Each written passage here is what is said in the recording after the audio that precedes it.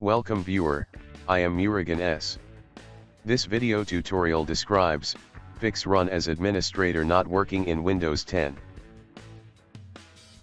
Type Netplwiz in Windows search bar.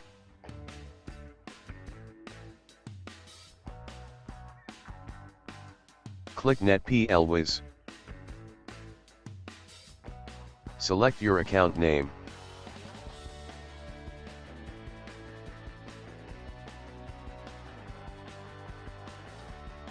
Click Properties. Click Group Membership tab. Make sure your account is belonging to Administrators Group.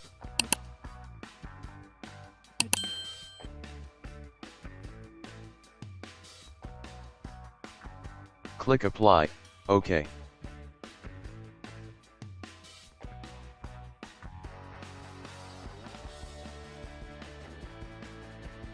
Click Yes.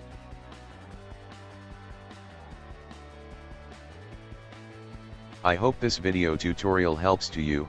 Please like, share and don't forget to subscribe my channel. Thank you very much. See you next video.